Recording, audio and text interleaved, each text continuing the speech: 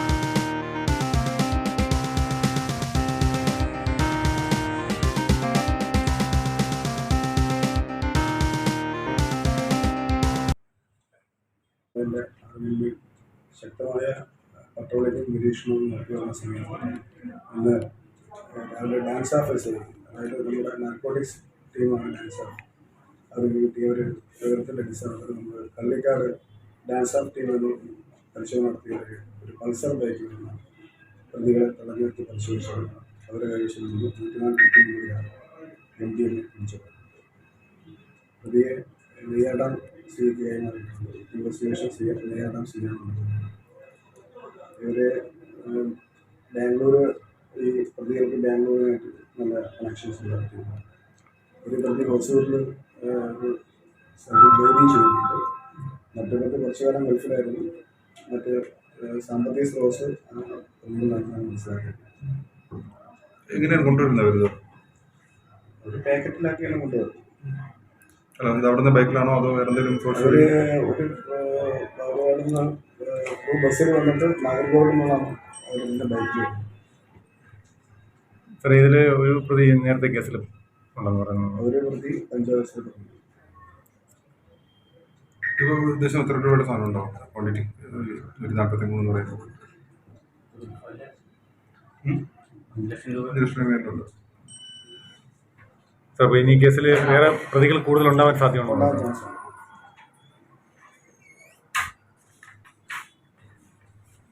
ഇതിപ്പോൾ ഇത് എവിടേക്കാണ് വിതരണം ചെയ്യാൻ കൊണ്ടുവരുന്നത്? നമ്മുടെ ഈ പ്രദേശത്ത് എവിടെയാണ്? നെടുമങ്ങാട് മേഖല കേന്ദ്രീകരിച്ച് സെയിൽ ചെയ്യാൻ വേണ്ടിയാണ് കൊണ്ടുവന്നിട്ടുള്ളത്.